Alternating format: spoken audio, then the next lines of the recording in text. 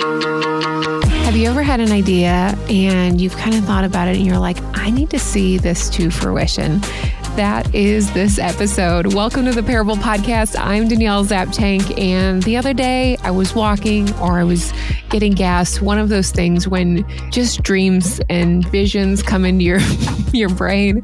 And I was thinking, okay, every week I listen back to the podcast just before we post it every Wednesday. And there's just different perspectives that come out, something that maybe even though I was the one that was interviewing, it impacted me in a different way.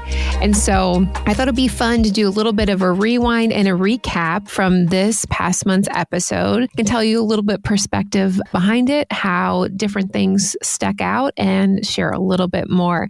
So we had 3 episodes this month. The first was a message that I gave to our church. It was called Holiness is About Wholeness, and really bringing out that fun side of God and how we can utilize that in our life as holiness. And now I know that sounds a little crazy sometimes because you're just like, fun, am I sure?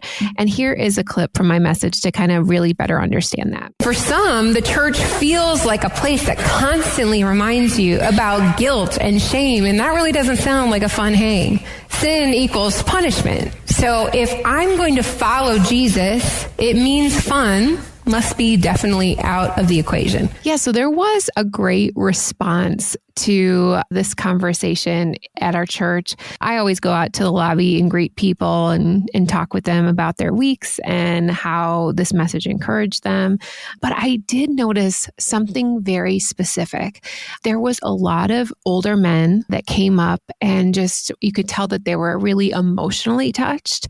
There was a part of the message where I talk about, maybe you didn't have a great experience or a great example of fun in your life. And so you had to be stoic. You had to be somebody who was reliable and made sure that your family was on track, even at a young age. And nobody needs to have that put on them. But unfortunately, that is just the reality. Obviously, I don't know exactly the story of everybody's life, but I do feel like that resonated with so many people, and specifically men, for that morning. And there was also just like a joy that I felt in the lobby just because, I don't know, it was just a different perspective than I've heard anyone preach before about how we can bring that fun side of God into our life and recognize like that is a good thing. That is a precious and beautiful, wonderful thing about God.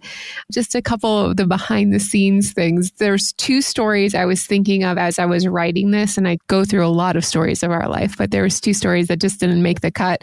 And I wanted to share them with you because I just thought they were funny. There was a story. I've been told to stop laughing or having like too much fun in 2 different churches. So I mentioned the first one at the beginning of this message, but the second one was, and I know this is going to sound horrible. We were at Eric's grandmother's funeral.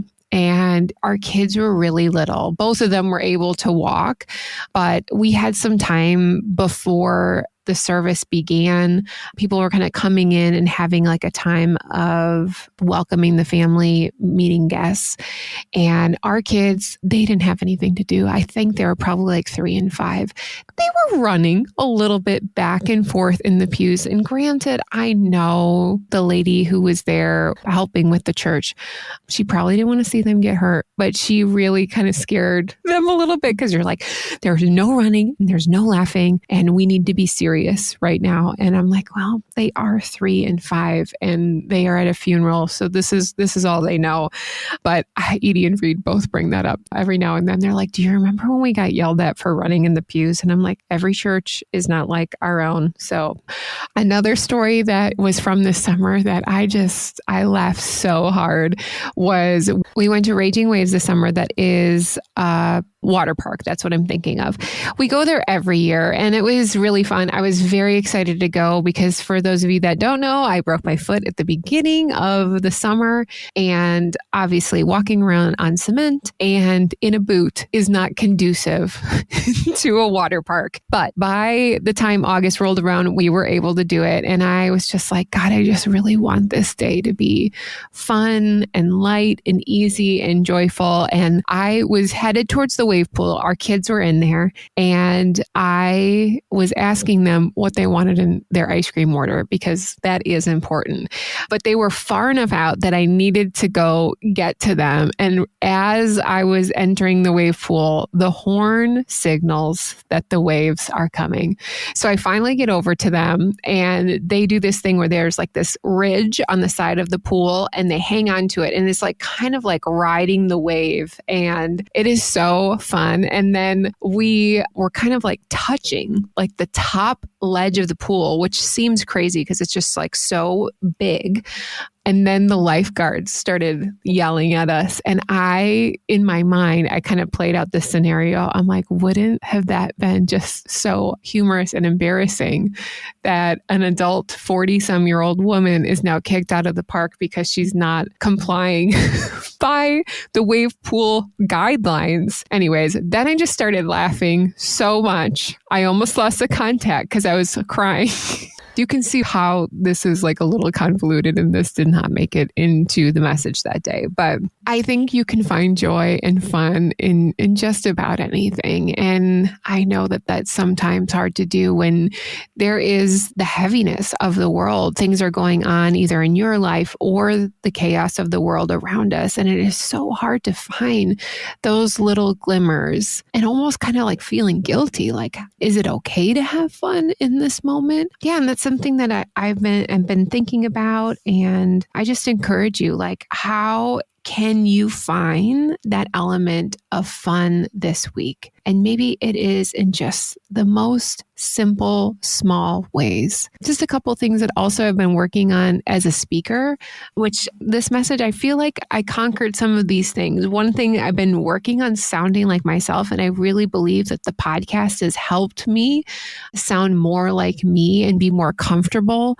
I manuscript and I type out everything that I'm going to say just because I can just like wander. I get a little crazy, a little off the rails. And so that is also kind of like a crutch for me as well. So stepping away from the stand at the center of the stage to tell these stories has been really nerve-wracking for me, a little scary because I don't want to miss my spot.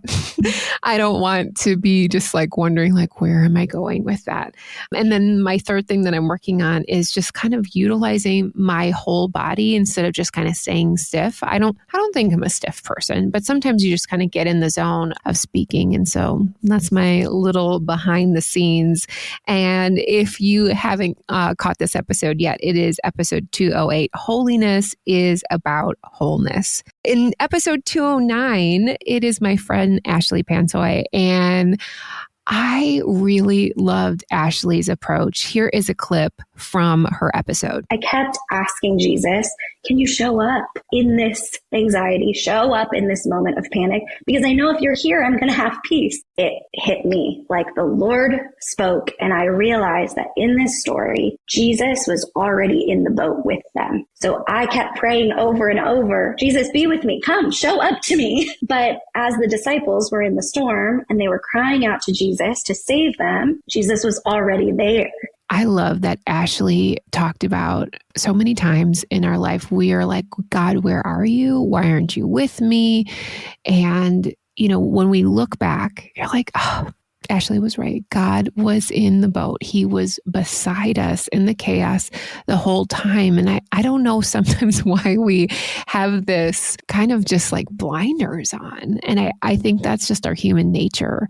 But I loved how she brought us through that story and helped us realize how we kind of forget that God is with us even in the hardship. One of the quotes also that stuck out to me was, as she was struggling through her anxiety and it was feeling overwhelming, she said, it felt like a risk to ask to be cared for. Whew, like that was such a good quote, because there are parts of me, and I don't know about you, maybe it's easy for you to ask for help. I've definitely grown in that space, but still it is quite a challenge. I can even see it in my daughter. She said something the other night and she's like, I wasn't going to ask for help. And I'm like, oh, okay, well, we're going to have to work through that. But ask to be cared for. I mean, that's ultimately what our Father wants to do. That is really what the people in our life who love us, that's how they sometimes can serve us and help us in a time of need. But that one, gosh, that was so good. Way to go, Ashley, on that. We kind of had a couple different questions that popped up at the beginning of her episode of just like what friendship is like as an adult, and also about fear. You know, for me, friendship has gone through so many different seasons. I just saw either a podcast or an episode, something somewhere. This woman was saying that friendships kind of recycle themselves every 7 years, or maybe adjust. I shouldn't say recycle, because that means they would restart again. And that's just dependent on the season, where you live, how you communicate. Maybe there has been a rift, but most likely sometimes it's just life. And as I reflect over my friendships, gosh, there's been some beautiful things. There's been some really tough things. And if you're just in a season of like, I don't really know who my friends are, or I just feel like I can never get together, that is okay. It is all right. Friendship is hard and it's challenging when we have just our regular day-to-day. We're trying to fill our emotional and mental and physical cup, spiritual cup, have a relationship with Jesus. If you have a partner, if you have children, if you have a goldfish, do you know how much information and time and effort you have to put into a goldfish? A lot. I know from past experiences. But I would just say, just give yourself a little credit. And it's just maybe taking one step of like, who do I really want to invest my time in this week? And maybe that's 5 minutes, maybe that's 50 minutes. Communication and relationship is vitally important. And so when we build that time and space with other people, gosh, it's so good to be in community, but just know, like, be gentle with yourself and realize that there could be a season of like deep friendship. And then those people are going to possibly last along with you for quite some time and show up again in the future. It also is just dependent on what's going on in your life. So the other thing that I had asked Ashley is just like, just a random question of what are you fearful about? And I thought for myself, like, what am I fearing? I don't think I'm fearful, but if you really think about it, you're like, oh, I can figure something out. So for some of you, if you've been listening for a while, I was training to go walk across the Grand Canyon. The fracture didn't help in that. And then also there was a fire in the Grand Canyon and a couple parts of the rim were not available anymore. And so we have adjusted our plans to like half the size of the hike. And we're still going in October, which I'm very excited about. But there's this piece in the back of my head that like, you're not going to make it. I know I'm going to make it. I know God is going to help me make it. But I just am like, because I could only train so much to get back to where I was. And so there's that fear of just like, I don't want to be a failure. I don't want to let anybody down. I am frustrated with my body and why isn't it going fast enough? But in that time, I'm just trying to take a perspective of patience. I've noticed that I'm not great at that at some times. And so just sitting in that space and recognizing, hey, this is a fear. I do not need to hold on to this. I can acknowledge it, but I'm going to give that over to God in the end. So if you are feeling like you need peace in the midst of chaos, episode 209 with Ashley is a great starting point. And then we round out with episode 210 with Greg Sampson. Greg was my former youth pastor 20 some years ago, middle school and high school. And this is a person that definitely impacted my life huge. And I guess I didn't maybe realize that. You just don't when you're in middle school and high school. But now having kids that are in youth group and like seeing the impact of like the things that I've learned over my life and built my faith upon, I was just like, oh, wow, I would love to talk to him. I enjoy him so much as the day that I met him in middle school, and he is superb. So yeah, I was just thinking like, what is your faith been like in 20 years? And for somebody who, if you grew up in youth group, this quote like was amazing and it really impacted me. Check this out. Youth ministry is funny. I would always tell people, it's one of the only ministries where just when you're getting started, you end. I was your youth pastor for a finite time, and then I wasn't. And that's probably a good thing because you had a chance to learn and grow from others. But youth ministry is funny in that sense. And you go through that cycle every year where you're watching this graduating class leave. And it's both encouraging and heartbreaking. Yeah. So as you think about your faith within the last 20 years, and maybe if you are 20, congratulations on listening to this episode. But, there is a lot that can happen in that time. And I thought it was beautiful and bittersweet, like Greg said.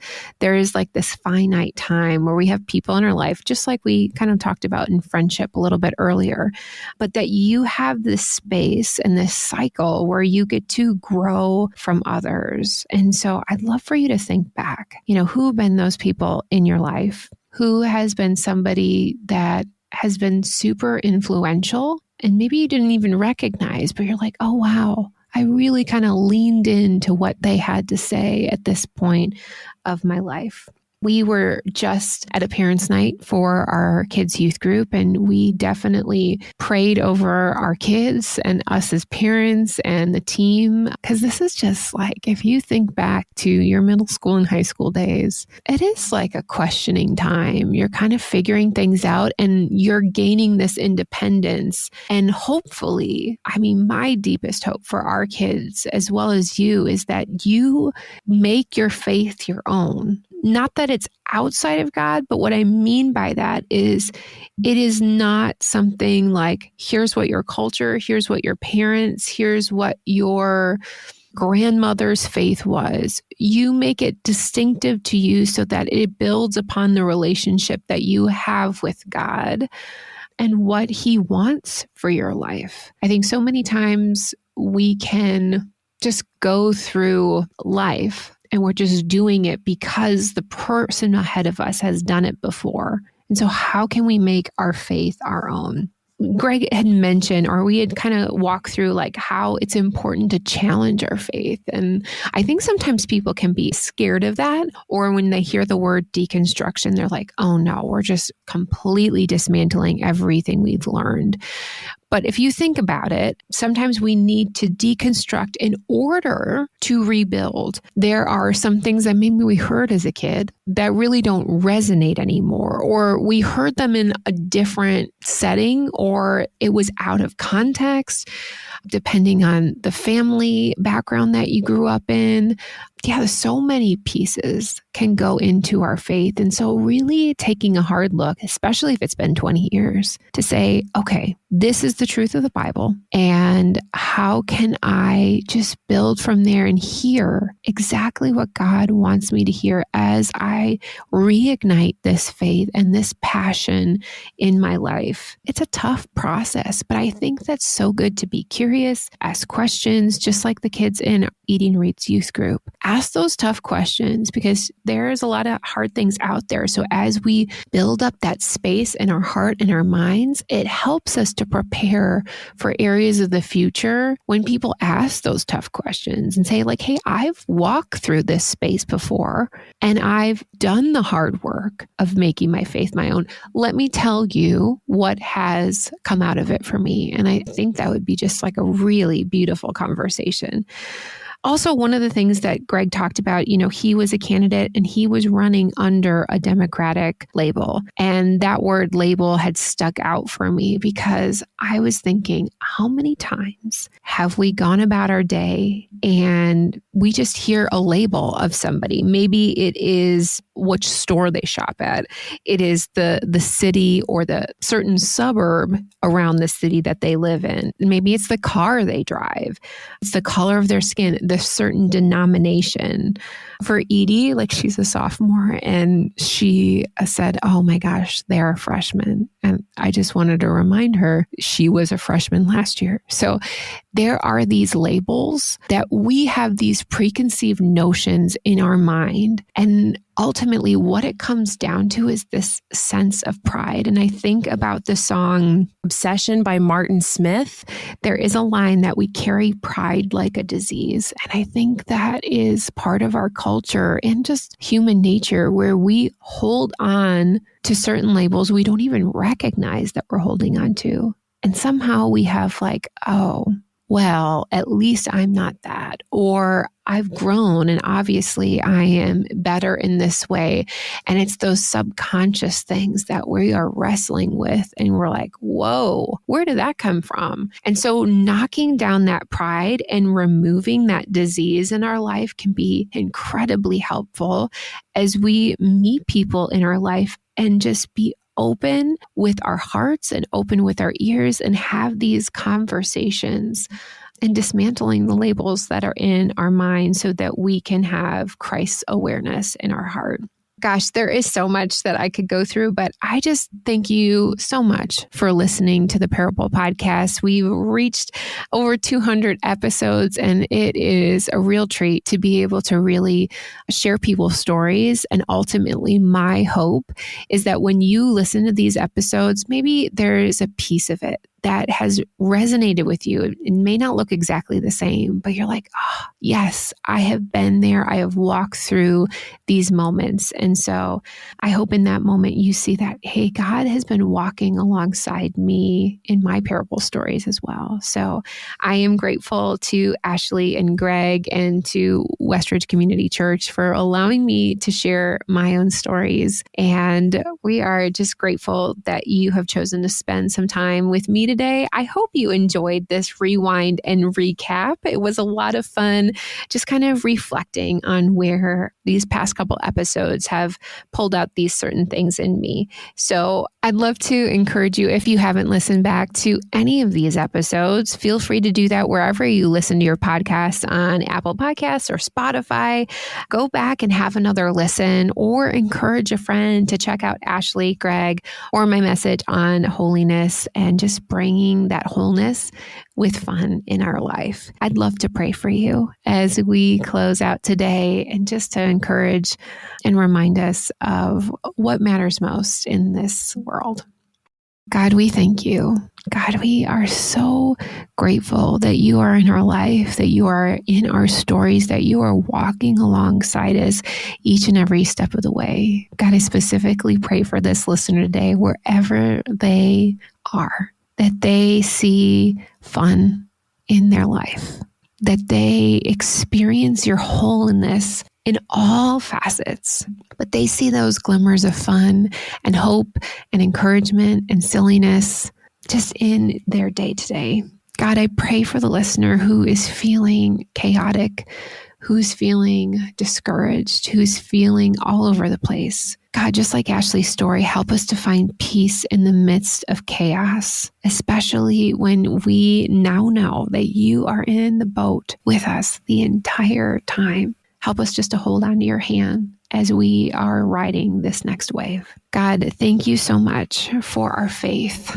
It's so beautiful that you allow us to build and mold and shape our faith so that we can ultimately see your reflection in us. Help us to love one another. Help us to remove the pride that is in our life, that maybe there's some labels or some things that we have just been wrestling with that have just kind of stuck out and been in our way. Help us to have grace and kindness and love to those we meet in our community, in our neighborhood, just on our block.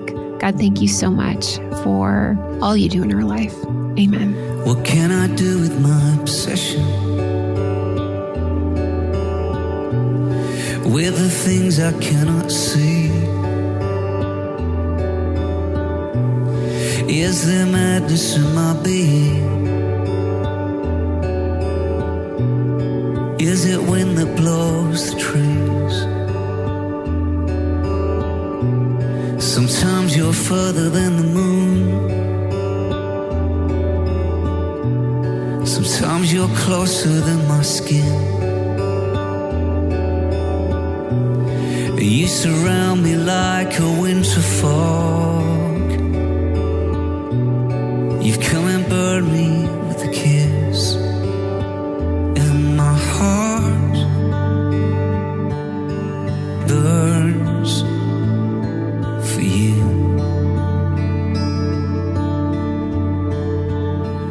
And my heart burns.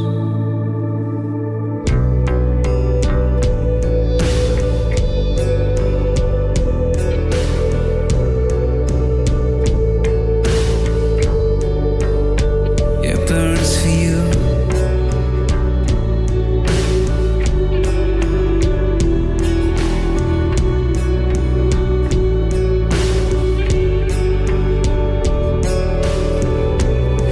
I feel lonely without hope. I carry pride like a disease. You know I'm stubborn, God, and I'm longing to be close. You burn me deeper than I know, and I feel lonely without hope. I feel desperate without vision. You wrap around me like a winter coat. You come and free me like a bird. And my heart burns for you.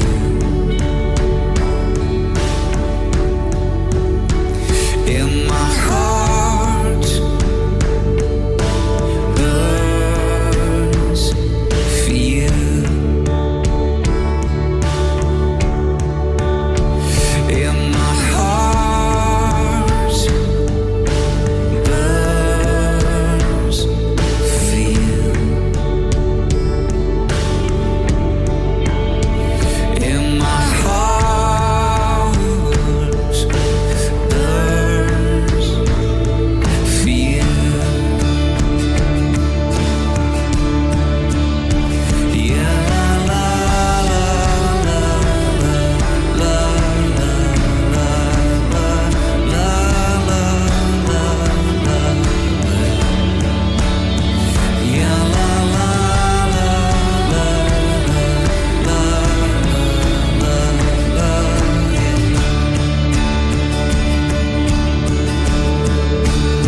Yeah, la la la la la la la la la.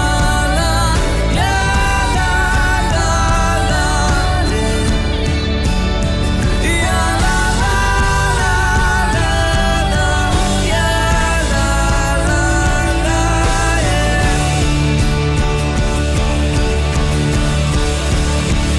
And my heart burns for you. And my heart burns, it burns for you. And my heart burns, it burns for you, Jesus. And my heart burns for you. Yeah, la la la la la. Yeah, la la la la la la la la